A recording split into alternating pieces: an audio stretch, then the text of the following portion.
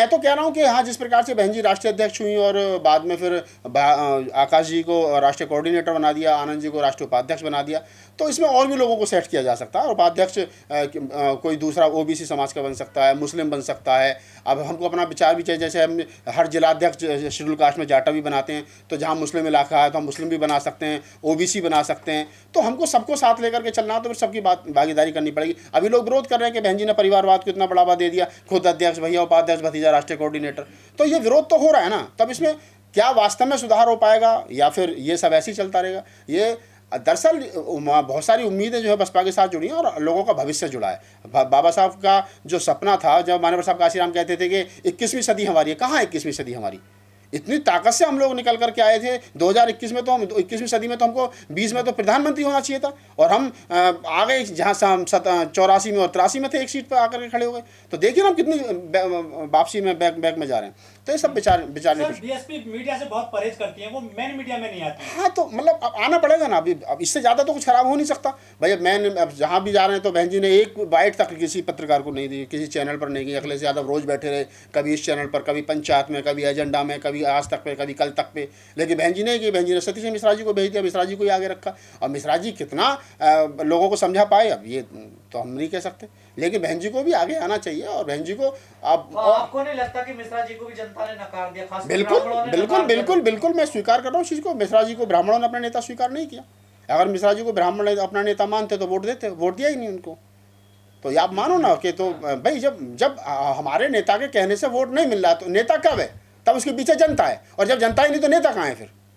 अगर बहन जी के पीछे आज जनता नहीं है, 12.5% वोट रह गया, कल को ये भी खत्म हो जाए तो बहन जी कहाँ नेता रह जाएंगी? नेता तब होता है आदमी, तब उसके पीछे वोट होता है। अब सतीश चंद्र मिश्रा जी के कहने से अगर वोट नहीं दिया, मुल्काद अली और नौशाद अली और शमसुद्दीन रायन के कहने कि 3 बड़े के मुसलमान वोट हमें नहीं मिल रहा, तो काय के नेता हो? तो इन पर पद बने रहने चाहिए नहीं, मेरे नहीं, फिलहाल तो चाहिए कि नए लोगों को आगे लाना चाहिए, जिम्मेदारी देनी चाहिए, और जो ग्राउंड से जुड़े लोग हैं उन सब लोगों को आगे लेकर के आए बहन जी, और उनको जिम्मेदारी सौंपे। और कोई अभी बिगड़ा नहीं, बहन जी को भी थोड़ा सा लोगों से मिलना जुलना जैसा बहन जी ने शुरू किया पीछे, तो बहन जी को भी चाहिए कि लोगों के दुख सुख में आना चाहिए। बहन जी को अपना एक, हालांकि मैं उनको सलाह नहीं दे रहा हूँ, लेकिन मैं बता रहा हूँ कि लोग ये चाहते हैं, बहन जी से उपेक्षा करते हैं कि बहन जी उनके दुख सुख में आएँ, ब्याह शादियों में आएँ, मिलें। तो मान्यवर साहब काशीराम को लोगों ने नेता क्यों स्वीकार किया? इसलिए स्वीकार कर लिया था, साहब काशीराम जहाँ जाते थे उसी शहर में रुकते थे, उन्हीं लोगों के बीच में रहते थे, वहीं बैठ करके खाते थे, इसलिए उनको नेता स्वीकार कर लिया। लेकिन अभी क्या है कि वो सिस्टम नहीं है, तो हमको जरूर अपनी रणनीति में बदलाव करने की जरूरत है, और निश्चित रूप से कुछ ना कुछ बेहतर होगा। सर, बीएसपी को उठने में कितने साल लग जाएंगे? 6 महीने में बीएसपी उठ जाएगी, ज़्यादा नहीं, 6 महीने। 2024 का चुनाव गारंटी से बसपा जीत जाएगी, लेकिन ज़रूरत है नई सोच, नई ताकत, युवाओं को हाथ में नेतृत्व सौंपने की, और जो फूले अम्बेडकरी आंदोलन उस पर चलने की।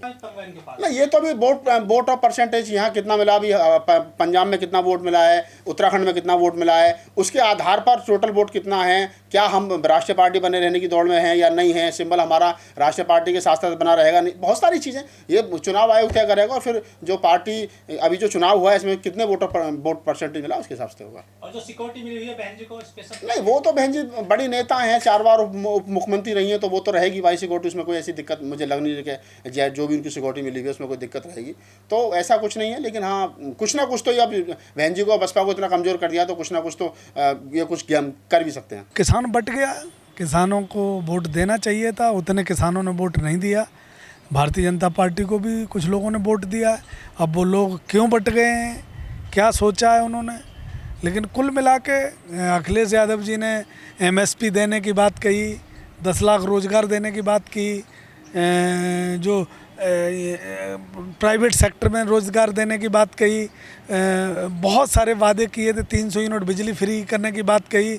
तो मुझे लगता है कि किसान या देश का नौजवान या देश की जनता विकास नहीं चाहती है, आज भी इसे हिंदू राष्ट्र बनाना चाहती है। तो बधाई हो उन्हें, हिंदू राष्ट्र बनेगा। अब योगी जी आ गए हैं और मोदी जी बैठे हैं केंद्र में, तो अगर भूखे रह के हमें हिंदू राष्ट्र बनाना है तो बनना चाहिए। हम तो भाई ठीक है, हम भी सबके साथ, हम कोई अलग से तो हमारी कोई नीति है नहीं। तो हम तो ये चाहते थे कि देश में विकास हो, देश में रोज़गार हो, देश का डेवलपमेंट हो। और जो हमारे दलित भाई आज भी 70 साल के बाद भी जो अपना काम कर रहे हैं, जो महिला उठाने का काम कर रहे हैं वो महिला उठा रहे हैं, जिनका जो काम है उन्हें जातियों में आज भी जातियों के हिसाब से काम दिया गया है, उनकी तरक्की हो, उनके बच्चे पढ़े लिखे IAS बने, PCS बने, उनका देश में एक भागीदारी हो। तो लगता है लोगों को नहीं चाहिए भागीदारी, तो वो उन्हें मुबारक हो भाई। देश में जो अखिलेश यादव जी ने ये कहा था कि जाति जनगणना हम कराएंगे, जाति जनगणना अगर उत्तर प्रदेश में होती तो उन्हीं लोगों को फ़ायदा था जो बहुसंख्यक लोग हैं, जिनकी जातियां ज़्यादा हैं, उन्हें अपनी जाति के बारे में पता चलता, अपनी जाति की हिस्सेदारी के बारे में पता चलता। लेकिन उत्तर प्रदेश के लोग और नहीं समझ रहे हैं, तो जाहिर सी बात है उन्हें वही मुबारक है। अच्छा लगता है कि हिंदू राष्ट्र होना चाहिए, तो जाहिर सी हिंदू राष्ट्र बनेगा। किसानों के मुद्दे कहाँ गए, बेरोजगारी के मुद्दे कहाँ गए, हाथरस कांड कहाँ गया, लखीमपुर का कांड कहाँ गया? हाँ, नहीं बहुत उठाया, लखीमपुर कांड उठाया, हाथरस कांड उठाया, और जो क्राइम हुए वो कांड उठाए, लेकिन जनता ने दिया वोट। ऐसा नहीं है कि वोट नहीं दिया, अखिलेश यादव जी को भी भरपूर वोट मिला। लेकिन मुझे लगता है कि बहन जी को जो हार मिली है और जो कांग्रेस को हार मिली है, वो कांग्रेस और मायावती जी अगर अपनी ठीक से लड़ाई लड़ती तो शायद है कि कुछ उत्तर प्रदेश का और भला होता। लेकिन इस तरीके से बहन जी भारतीय जनता पार्टी की तरफ शिफ्ट हो जाना और कांग्रेस का हास्य पद पर चला जाना, ये उत्तर प्रदेश के लिए दुखदाई है। अखिलेश यादव जी ने जो जंग लड़ी है, अखिलेश यादव जी नहीं आ रहे, लेकिन कहीं ना कहीं उत्तर प्रदेश की जनता आ रही है। अखिलेश यादव जी का वोट परसेंटेज भी बढ़ा, अखिलेश यादव जी का जो है विधायक भी बढ़े, अखिलेश यादव जी मजबूत हुए, लेकिन जनता मजबूत नहीं हुई, जातियां मजबूत नहीं हुई। जिन जातियों का शोषण होता है वो जातियों का शोषण और बढ़ेगा और अंततः कहीं ना कहीं उत्तर प्रदेश का नुकसान है इसमें। इस पूरे चुनाव में जाति जीती है या धर्म जीता है? भाई जाति तो आ रही है, जाति कहाँ जीती है? जाति अगर जीतती तो जातीय जनगणना की बात की थी अखिलेश यादव ने कि जिसकी जितनी जाति उसकी उतनी हिस्सेदारी। तो लोग जाति नहीं मानना चाहते हैं और जाति अब भारतीय जनता पार्टी चुनाव जीत गई है, अब आपको पता चलेगा हर काम जाति के हिसाब से होगा। तो हिंदू मजबूत होंगे बीजेपी में?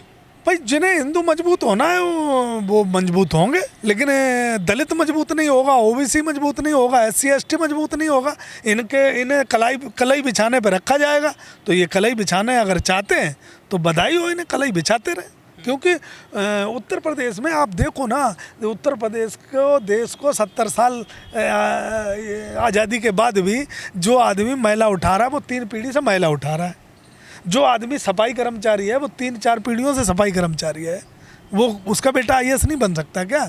ये आरक्षण की व्यवस्था इसलिए रखी गई थी कि वो जो महिला उठाने वाला है उसका अधिकार ये नहीं है कि वो ज़िंदगी भर महिला ही उठाता रहेगा। वो पढ़ के अगर कुछ बनना चाहता है तो उसको कोटा स्पेशल दिया जाए। लेकिन इन्होंने आरक्षण का नैरेटिव ही बदल दिया पूरा कि आरक्षण मायावती जी ले रही हैं। अरे मायावती जी को आरक्षण की ज़रूरत क्या है? योगी जी अगर देश में हमने कभी ये बता ही नहीं पाया कि योगी जी के बच्चे नहीं हैं, तो मायावती जी के कहाँ बच्चे हैं, उनके परिवार कहाँ है? लेकिन हमारे लोग दलित भाई नहीं समझ पाए, नहीं ये बात बता पाते हैं कि अगर योगी जी के कुछ नहीं है, मोदी जी के कुछ नहीं है, तो मायावती जी के क्या है?